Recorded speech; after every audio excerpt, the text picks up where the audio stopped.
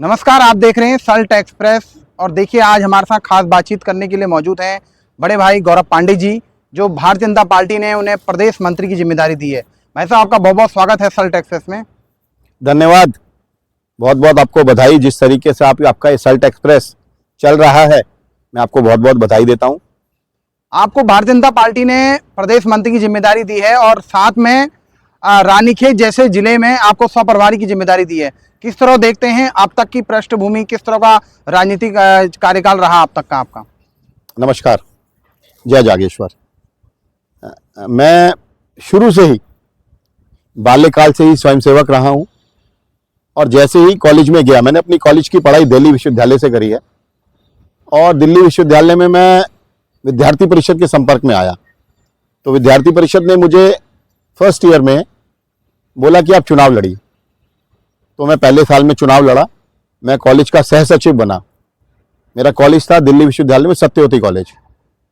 उसके बाद second year में मैं उपाध्यक्ष लड़ा, मैं उपाध्यक्ष का चुनाव लड़ा।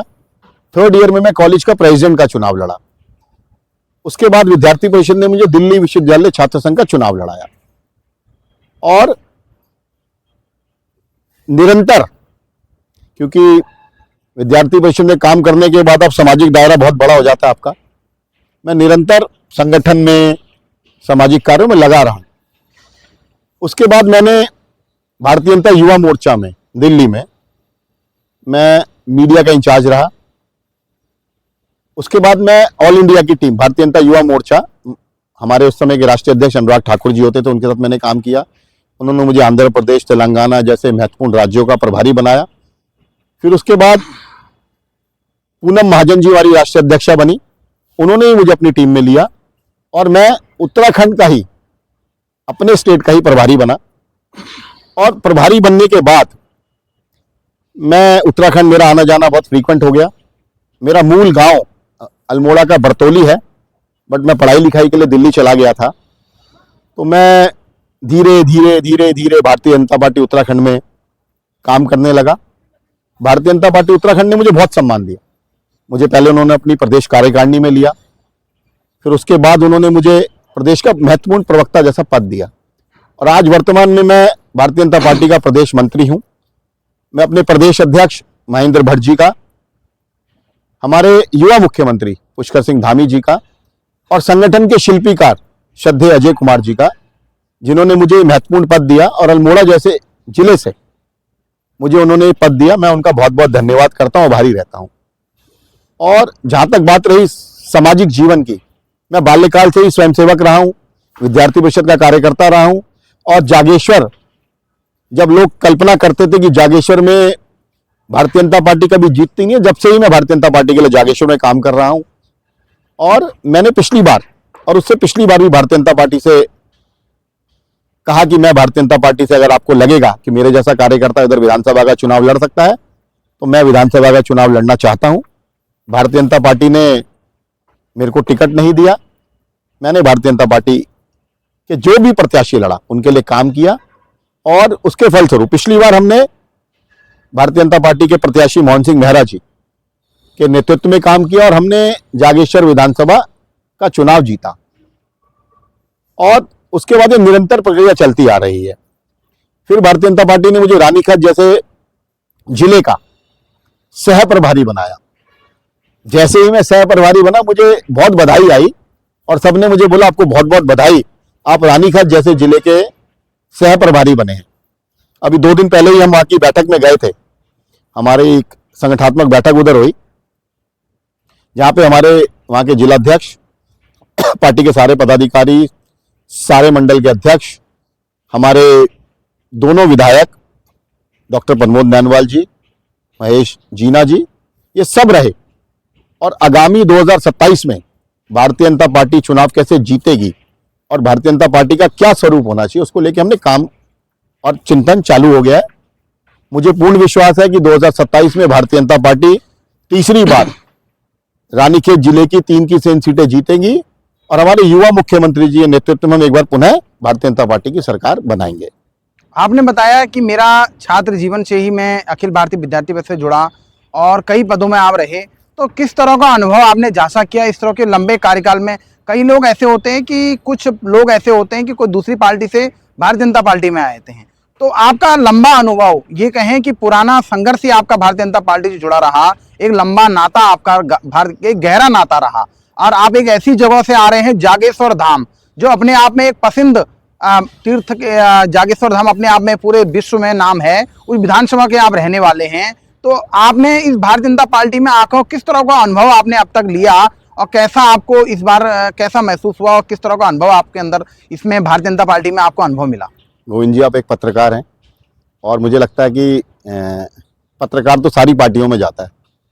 आप जब भारतीय जनता पार्टी के किसी भी कार्यकर्ता का या किसी भी हमारे एमएलए का, हमारे सांसद का, हमारे कैबिनेट मिनिस्टर का इंटरव्यू लेते होंगे तो एक सुचिता का भाव आपके मन में भी जगता होगा। हम पार्टी विद डिफरेंस की नीति से काम करते हैं। हम सामाजिक समरसता इस देश में आगे बढ़े उसके लिए काम करते हैं। हम अंतिम छोर में बैठे व्यक्ति उस तक हमारी विकास योजनाएं, विश्व के सबसे प्रभावशाली नेता नरेंद्र मोदी जी की सरकार की विकास योजनाएं, हमारे युवा मुख्यमंत्री पुष्कर सिंह धामी जी की विकास योजना नीचे तक जाए और ज्यादा से ज्यादा लाभ हमारे पहाड़ के देवतुल्य जनता को रहे, उसके लिए हम काम करते हैं। और मुझे विश्वास है कि जो हमने ये शुरू से सीखा है बीजेपी में रह के कि we are party with the difference, हमने ऐसे ही नहीं बोलते हैं।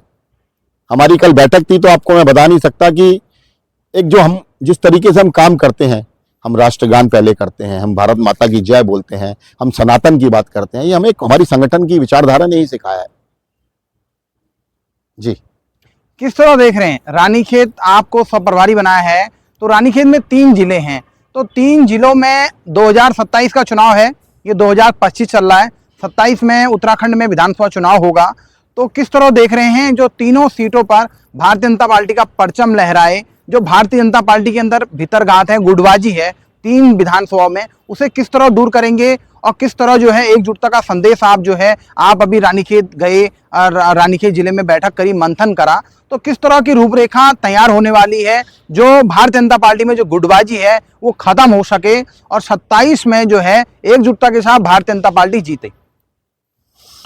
रानीखेत में 3 विधानसभाएं हैं पहले, क्योंकि हमारा पूरा अल्मोड़ा जिला था, मैं अल्मोड़ा का ही कार्यकर्ता हूं, तो पहले 6 सीटें होती थी, अब इसको हमने कम करके संगठनात्मक दृष्टि से 3 विधानसभाएं कर दी है। देखिए, पिछली बार हम रानीखेत का विधानसभा का चुनाव जीते हैं, हम सल्ट का चुनाव दूसरी बार जीते हैं, हम द्वारा थोड़े से वोटों से हार गए हैं। और जहां तक आपकी बात है कि गुटबाजी है, भारतीय जनता पार्टी का कोई भी कार्यकर्ता अगर उधर चुनाव लड़ेगा, मैं आपको पूर्ण विश्वास दिलाता हूं, भारतीय जनता पार्टी पुनः रानीखेत जिले की 3 सीटें जीतेंगी। कार्यकर्ता संगठन की रीढ़ होती है, कार्यकर्ता संगठन का आधार होता है। संगठन के कार्यकर्ताओं के साथ मिलकर भारतीय जनता पार्टी 27 का चुनाव आदरणीय नरेंद्र मोदी जी के नेतृत्व में, हमारे युवा मुख्यमंत्री पुष्कर सिंह धामी जी के नेतृत्व में, हमारे प्रदेश अध्यक्ष महेंद्र भट्ट जी के नेतृत्व में भारतीय जनता पार्टी 27 में पुनः सरकार बनाएगी। और मैं फिर आपसे मिलूंगा अल्मोड़ा में और आपको इसी तरीके से हम वार्तालाप करेंगे और आप कहेंगे जो आप कह रहे थे वो ठीक कह रहे थे। किस तरह देखते हैं भारतीय जनता पार्टी, अभी पुष्कर सिंह धामी जी मुख्यमंत्री बने हैं, धाकड़ धामी उन्हें कहा गया है, अभी पेपर लीक हुआ था तो उसमें एसआईटी अभी धरना, कई लोग जो है प्रदेश भर में धरना चल रहा था, नकल विरोधी, भारतीय जनता पार्टी ने नकल विरोधी कानून बनाया, विपक्ष का आरोप है प्रदेश में नकल विरोधी कानून बनाने के बाद फिर भी पेपर लीक हो गया। ऐसा क्या सरकार की जो कमियां हैं उनको विपक्ष सरकार की नकल विरोधी जो कानून बनाया उसको खाली दिखावा, विपक्ष का आरोप है खाली दिखावा है, आप किस तरह देखते हैं? देखिए, विपक्ष का काम है, क्योंकि उनके पास कोई मुद्दा नहीं, वो ये नहीं कह सकते कि इस डबल इंजन की सरकार में, दूसरी बार की सरकार में उनके पास कोई मुद्दे ही नहीं है, इसलिए वो युवाओं के कंधे पे बंदूक रखकर अपनी राजनीतिक रोटियां सेकना चाहते हैं। और मैं विपक्ष से भी कहना चाहता हूं, हमारे युवा मुख्यमंत्री जी ने जो छात्रों की डिमांड थी और उनके मन में भी था कि मैं जब तक मुख्यमंत्री हूं युवाओं के साथ किसी तरीके का खिलवाड़ नहीं होना चाहिए, और जिसने भी ये कृत्य किया है उसको हम छोड़ेंगे नहीं, ये संकल्प हमारे युवा मुख्यमंत्री जी ने लिया है। और उन्होंने बोला है कि युवाओं के साथ पुष्कर सिंह धामी रात दिन खड़ा है, उसका ही नतीजा है उन्होंने तुरंत धरना स्थल जाकर जो युवाओं की डिमांड थी सीबीआई इंक्वायरी की उसको किया, और अभी आपने देखा कि सारे वो पेपर निरस्त भी उन्होंने कर दिए। और मैं आपको पूर्ण विश्वास दिलाता हूं, हम जल्द से जल्द भर्तियां भी करेंगे और युवाओं के सपनों को साकार भी करेंगे और 27 में भारतीय जनता पार्टी की सरकार भी बनाएंगे। क्या लग रहा है 70 विधानसभा है, क्या मानते हैं, किस तरह मानते हैं जो नकल विरोधी कानून बनाया, पेपर लीक हुआ, कहीं ना कहीं युवाओं के दिल में जो है कुछ लोग तो उस चीज को मान रहे हैं, कुछ लोग नहीं मान रहे हैं, लोगों में नाराजगी है। क्या लग रहा है कि उसका फर्क 2027 के विधानसभा चुनाव में क्या भारतीय जनता पार्टी को पड़ेगा?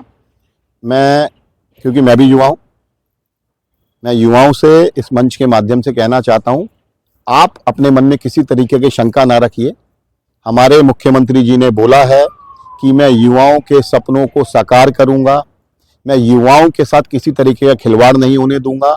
और जिस संवेदनशीलता के साथ उन्होंने घटनास्थल जाकर आप लोगों की बात सुनी, हम सबकी बात सुनी, मैं अपने युवा मुख्यमंत्री पुष्कर सिंह धामी जी को बहुत बहुत धन्यवाद देना चाहता हूं। और मैं आपको पूर्ण विश्वास दिलाना चाहता हूं कि जिसने भी ये नकल विरोधी, ये पेपर लीक में जो ये कह रहे हैं कि एक सेंटर से जो है उनको हम छोड़ेंगे नहीं और इसकी तह तक जाएंगे और जल्द से जल्द भर्तियां भी करेंगे और युवाओं के सपनों को साकार भी करेंगे। आप अभी जो है आप जागेश्वर विधानसभा से आते हैं, आपके ही जिले में, संगठित जिला अल्मोड़ा जिला हमारा जनपद है, वहां से हवाई सेवा शुरू हो गई है। किस तरह देख रहे हैं? कई लोग उसे कह रहे हैं कि हवाई है, जो हवाई सेवा शुरू हुई है कुछ ही दिन के लिए है, बाद में अभी चुनावी एजेंडा इसको बनाया है प्रदेश की धामी सरकार ने। किस तरह देखते हैं, किस तरह से जो लोग हैं उनको फायदा मिलने जाएगा उससे? अभी मुझे आपको बताते हुए बड़ा हर्ष हो रहा है कि अल्मोड़ा से हल्द्वानी मात्र हम 12 से 13 मिनट में पहुंच रहे हैं, और एक मिनिमम, जिसे कहते हैं ना, मिनिमम किराए में। और ये उड़ान योजना के तहत हमारे युवा मुख्यमंत्री जी ने पहाड़ के दर्द को, क्योंकि वो पहाड़ में रहे हैं, पहाड़ में उन्होंने पढ़ाई करी है, तो उनको पता है कि पहाड़ की संवेदना क्या है। और जिस तरीके से उड़ान योजना चालू हुई है, मात्र 12 से 13 मिनट में हम अल्मोड़ा से हल्द्वानी, हल्द्वानी से बागेश्वर, बागेश्वर से पिथौरागढ़, पिथौरागढ़ से मुंशियारी, अल्मोड़ा से चंपावत, चंपावत से अल्मोड़ा। मैं हमारे युवा मुख्यमंत्री को बहुत बहुत धन्यवाद देता हूं। और विपक्ष का काम सिर्फ और सिर्फ भ्रम फैलाना है। विपक्ष भी कभी सरकार में रहा है, उन्होंने कितनी कनेक्टिविटी के ऊपर काम किया, उनके मुख्यमंत्रियों ने किस तरीके से काम किया, आपने सब देखा है। मुझे वो दिन भी याद है जब वो टॉपअप की बात करते थे कि स्टेट में टॉपअप कर देंगे, है ना।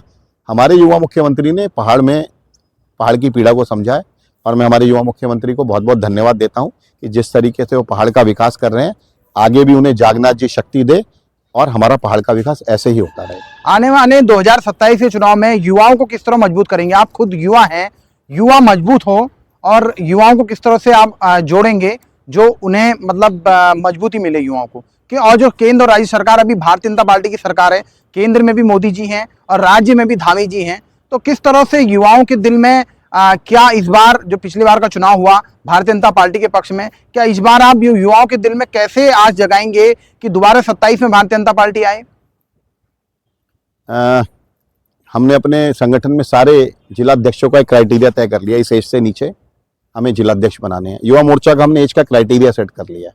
हम जो बोलते हैं कि हमारा देश युवा देश है और युवाओं को प्रतिनिधित्व मिलना चाहिए, हमारी पार्टी साक्षात कर रही है। तो मैं आपको विश्वास दिलाता हूं कि ये जिसे हम जेन जी कहते हैं, जेन जी का पूर्ण विश्वास नरेंद्र मोदी जी के साथ है, और आगे भी हमारे विश्व के सबसे प्रभावशाली नेता नरेंद्र भाई मोदी जी के नेतृत्व में उत्तराखंड तीसरी बार भारतीय जनता पार्टी की सरकार बनाएगा। मैं आपको पूर्ण विश्वास दिलाता हूं। क्या लग रहा है 2027 में जो विधानसभा चुनाव होगा वो भी क्या मोदी जी के नाम से लड़ा जाएगा?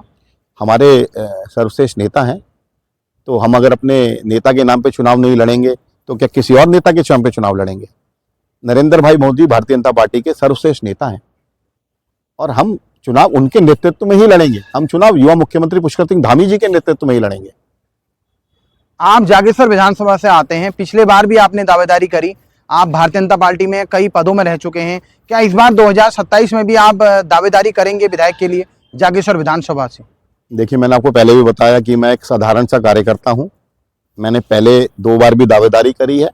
संगठन ने मुझे बोला आपने संगठन में काम करना है, मैंने संगठन में काम किया, और मैं आपको फिर पूर्ण विश्वास दिलाता हूं, दावेदारी करना हर कार्यकर्ता का हक है, और मैं भी उस हक के नाते भारतीय जनता पार्टी से बोलूंगा कि मुझे जागेश्वर से चुनाव लड़ाइए।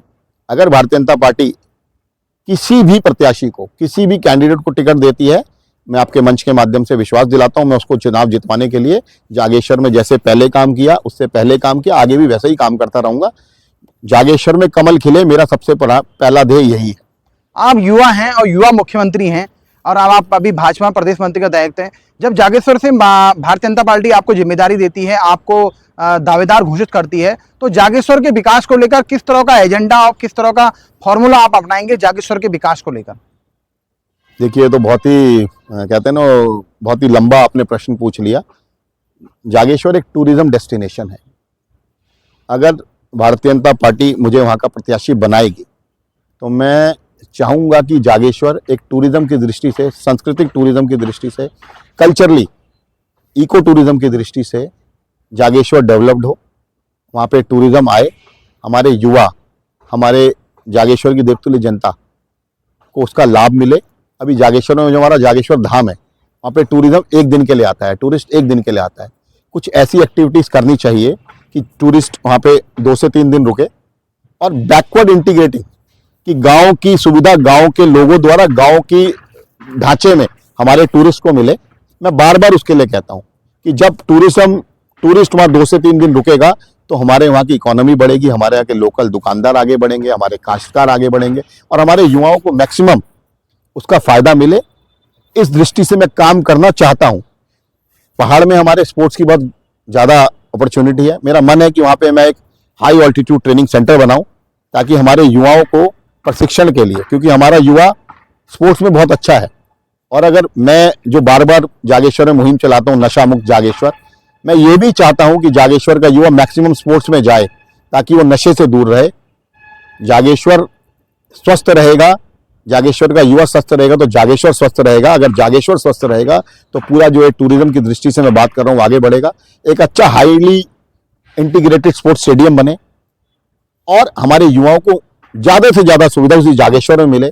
हमारे यहाँ पे बहुत टूरिज्म की अपॉर्चुनिटी है। हमारे यहाँ जागेश्वर धाम है, हमारे यहाँ डोल आश्रम है लमगड़ा में, जैती में हमारा धामदेव है, हमारा लमगड़ा में इतनी सुंदर सीनिक प्योर हिमालयाज है, जलना है, हमारा दनिया है, दनिया से पिथौरागढ़ वाला रूट है। वो पूरा रूट जब डेवलप्ड होगा जब ही जागेश्वर आगे बढ़ेगा और टूरिस्ट आगे बढ़ेगा। सरकारी जितनी सारी सुविधाएं हैं उसके थ्रू हमारे यहाँ बहुत सारे होम स्टे खुल गए हैं, आगे और होम स्टे खुलने की संभावना है। अच्छा ट्रैक का हमारे यहाँ पे हो सकता है, सांस्कृतिक टूरिज्म हो सकता है, योगा हो सकता है, स्पिरिचुअलिटी हो सकती है। उस दृष्टि में मैं जागेश्वर को चाहूंगा कि इस दृष्टि में वो आगे बढ़े। आपने कहा कि होम स्टे बने हैं उत्तराखंड में, जो है हम आपकी ही विधानसभा पर आते हैं जागेश्वर में, स्वरोजगार से लोग बढ़े, स्वरोजगार से जोड़ने के लिए धामी सरकार ने आपकी जागेश्वर विधानसभा की बात करते हैं, क्या कदम उठाए हैं वहाँ पे? जब से हमने स्वरोजगार की बात करी है ना, मोहन जी आप आइएगा, मैं आपको दिखाऊंगा कितने सारे होम स्टेज हमारे यहाँ बने। आप आइए, मैं दिखाऊंगा उस होम स्टेज में कितने लोग काम करते हैं। एक होम स्टे में 3 से 4 से 5 लोग काम करने लगे हैं, उसे हम बैकवर्ड लिंकेज कहते हैं। अब होम स्टे के अंदर जो दूध आता है गांव का ही दूध आता है, जो टूरिस्टों को खाना खाना है वो गांव से ही उठ के आता है।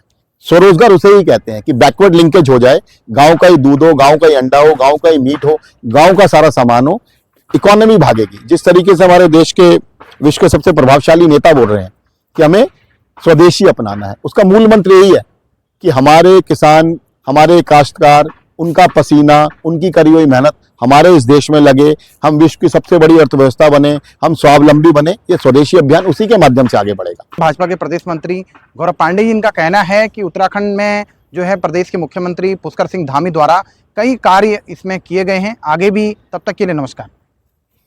जय जागेश्वर।